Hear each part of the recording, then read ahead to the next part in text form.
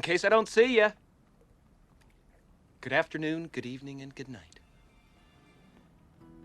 Hi guys, and welcome back to my channel. My name is David Nates, and you're watching the second part of a two-part retrospective on Jim Carrey. The first video focuses on his rise to fame and ended in 1999. This video focuses on Jim Carrey's career from 2000 to present times. So if you haven't watched the first video, I'd recommend doing that before watching this one.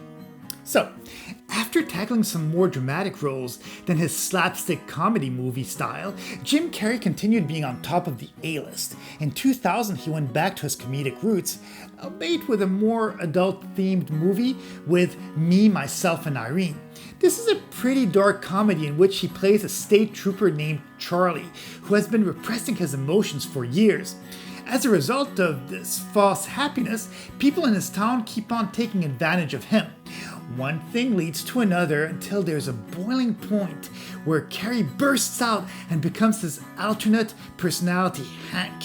His alter ego is an over-the-top violent persona reminiscent of characters portrayed in some of Clint Eastwood's most iconic movies. This comedic flick was directed by the Farrelly brothers, who had previously directed Dumb and Dumber.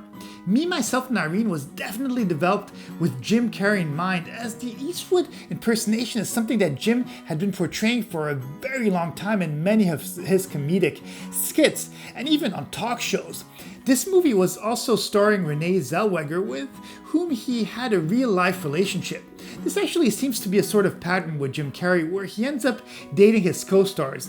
It happened on the set of Dumb and Dumber with Lauren Holly, but relationships aside, I can understand that for people on top of the Hollywood list, the most likely place to actually meet someone who isn't starstruck, wanting to take advantage of him for the fame and the money, or simply somebody that can actually connect with, would have to be someone that he meets on the film set or from his Hollywood entourage. Jim has sometimes been described as a person who can run hot and sometimes cold too. He is someone who desperately needs to be with someone, then just as desperately needs to be alone. But at the same time, he can be a very loving, very compassionate guy. I feel that in reality that's how all humans are. With fluctuating emotions, Carrey is allowed to love who he wants, but I did want to mention the multiple love affairs because Hank, the dark alter ego of Me, Myself, and Irene, kind of reminds me of the real-life Jim Carrey that later on spiraled into depression or went on full method acting portraying Andy Kaufman in Man on the Moon. Depression aside, Jim Carrey did go on to do more comedy-style films, such as Bruce Almighty in 2003. This was another genius film where down on his luck TV reporter complains to God that he is not doing his job correctly and is offered the chance of becoming God himself for 1 week. This was a movie that was very similar to his original films that made him famous. Most of the laughs were from over-the-top jokes, where he, for example, pulls the moon closer to Earth so that he can have a more romantic evening with his girlfriend. This creates a havoc on Earth because of the moon's gravitational pull. A similarly funny moment is his dog that cannot stop peeing in his house. Having God's power, he makes him learn how to pee like a human. This was a hilarious comedy that has a much deeper message, showing in some ways that people should not always rely on God or the prayer of God to fix all life's problems. Sometimes it's about being humane. The realization that complaining about the smallest things sometimes isn't that important when there's really nothing to complain about. Which brings me to Eternal Sunshine of the Spotless Mind, which was filmed in 2004. This movie for me was a sort of turning point for Jim Carrey's career. Even though he had done some dramas in the past, Eternal Sunshine of the Spotless Mind was a pure drama. There wasn't any comedy from Carrey, and also a lower budget since this movie is an indie film. For people that don't know exactly what an indie film means, well, it's a movie that is produced outside of the major film studios.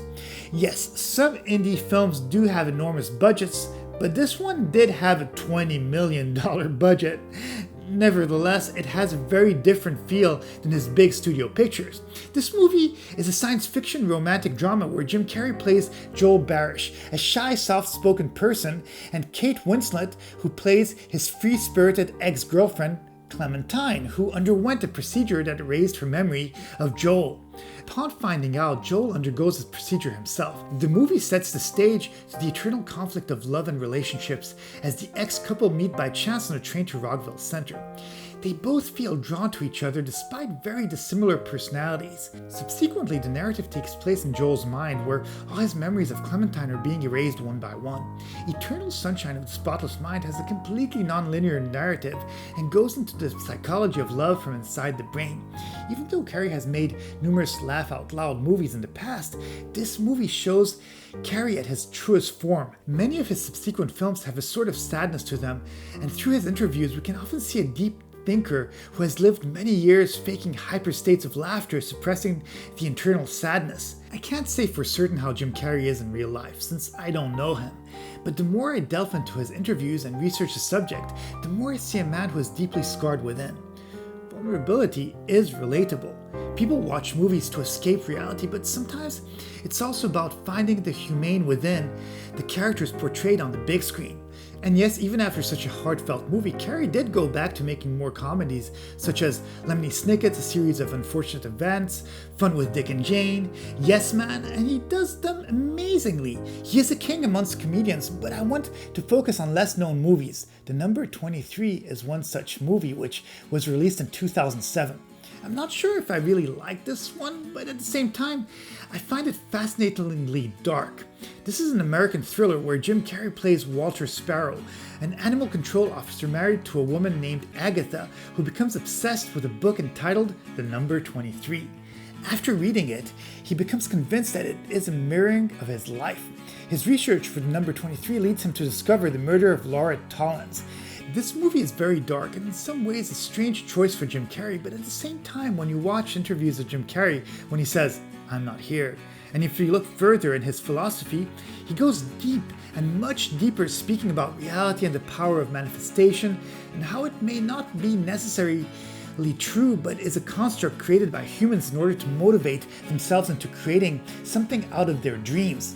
A sort of need to believe in something bigger in order to want to strive for something more.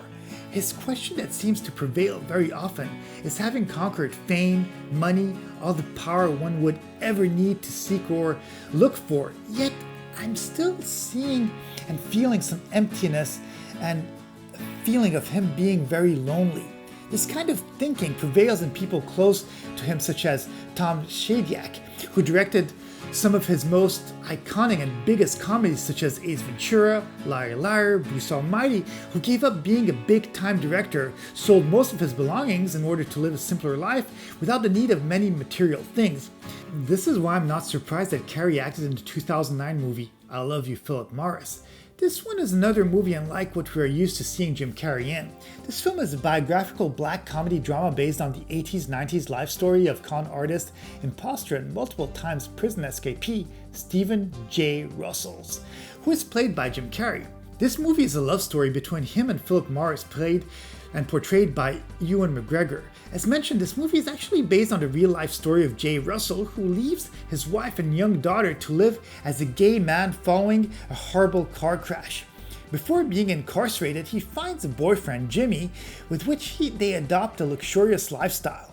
In order to maintain it, Jay becomes a con artist, which eventually leads to his incarceration. This movie is definitely a strange one in my books, going from dark humor to heavy drama, including talks of AIDS and so many difficult subjects. But when you're Jim Carrey and you've done it all movie-wise in Hollywood, I pretty darn sure think that he wanted to be in a role, doing things in a role that were unlike what he had ever done in the past. Maybe shock the audience and make them remember him as a versatile actor, not just a comedic goofball. On a deeper note, I Love You, Philip Morris is a simple love story about a man who finally found the way to express love the way that he feels is good for him, and wants to prove his own worth to himself and the world around him. Jay Russell in the movie is similar to Jim Carrey in real life, with a rather obsessive approach to things, doing whatever is needed in order to reach his goals. In 2013, Carrey appeared as the character of Colonel Stars and Stripes in the movie Kick-Ass 2. This one is an ultra-violent dark comedy based on a superhero comic book. Kick-Ass 2 is another interesting movie in Carrey's career because it's somewhat of an action flick a la Batman. After all, Jim Carrey had acted in a superhero movie prior to this one as the Riddler in Batman Forever, although it's probably my least favorite adaptation of a Batman movie, probably because it was a mid-90s adaptation that had all the star power in the world, but fell prey to making it too childlike and plotless. Kick-Ass 2 is actually a decent sequel to the original, which was an amazing action flick. Jim Carrey shocked the producers prior to the release of this movie because he heavily criticized it before its release in the wake of the Sandy Hook shootings, where 26 people were killed by a crazy 20-year-old kid. His statement was, "Now in all consciousness, I cannot support that level of violence." At the time, I did find it a bit odd that he would act in a film after say that he doesn't support it, but I also understand where he's coming from. As previously mentioned, Carrey is a person who can run hot but also cold. This is the downside of deep sensitivity. It's the fact of feeling the pain of others and truly being able to put oneself in somebody else's shoes. Empathy is a partner in crime that can make a person feel joy but also the sadness around us. Although it was a bit sad for the production company to have negativity from the actor, at this point in his career, it wasn't about playing the Jim Carrey persona where he plays a man that doesn't have a worry in the world, but more so a deep thinker that needed to stand up for his beliefs. Hey, and in 2014, he did get to reprise his role of Lloyd Christmas in the Dumb and Dumber sequel, movie dubbed 2 with a 2 and not written TWO. For me, rewatching Jeff Daniels and Jim Carrey reprising their iconic roles was more than I could have hoped for. The movie didn't live up to the level of comedy that the original 1994 movie had, but it was still a breath of fresh air to see similar jokes executed with perfect timing. I will say that the sequel failed by telling a story too similar to the original one, where Lloyd this time falls in love with a much younger daughter of Harry, his best friend, and they go on a road trip to find her so that she can donate a kidney to Harry, her supposed biological dad. Don't get me wrong, I enjoyed the movie, it's just that topping off a classic with similar jokes is probably not the best idea. Although I did appreciate the nostalgia, I would have been happier if they had actually taken some of the unnecessary special effects away in order to create almost these cartoon-like scenes. They were funny jokes, but it didn't feel like they had a place in the movie. More recently, Jim Carrey has a show airing on Showtime called Kidding, which has been airing since 2018.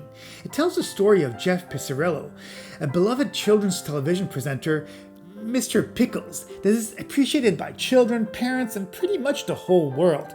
Mr. Pickles in some ways is very similar to Mr. Rogers, where Jim Carrey portrays such a gentle and kind man appreciated by everyone, but also trapped in a children's show that makes him remain surrounded by fake happiness and smile. In the series, Jeff is genuinely a nice man, but the tragic death of one of his twin sons makes him spiral into a stream of sadness, which makes him have moments of anger and an unwanted damage to the people around him. Even though this movie is fiction and loosely based on Mr. Rogers, I feel that this movie is much more closely linked to Jim Carrey's prior state of mind, having lived with depression, growing up poor, struggling to engage in his happy-go-lucky persona in order to make the public see this ever-smiling person, to having had tragedies in his life and his relationships and people trying to take advantage of him.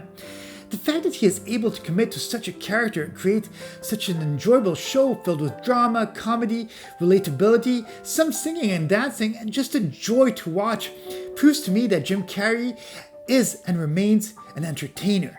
He will most certainly come back from time to time to portray his trademark comedy, but it will also be filled with characters with true emotions. Jim Carrey once said in an interview, "I think everybody should get rich and famous and do everything they ever dreamed of so that they can see that it's not the answer." Well, that's it for my retrospective on Jim Carrey. In the first video, I had focused a lot on his comedies, and that's all he was known for at the time. But as time passed by, I saw a much deeper level to the comedy act that Jim Carrey gave to the world. Looking at his more serious movies made me understand the depth of his personality and how one needs to be humane in order to really understand the comedy that can make people forget their worries. Please be sure to subscribe, hit the like button, and leave me a comment too if you feel like it. What's your favorite Jim Carrey moment? Is there any other aspect of his career that you'd like me to focus on? I'd be more than happy to do some research on him. Well, have a great day, and I'll see you in the next video.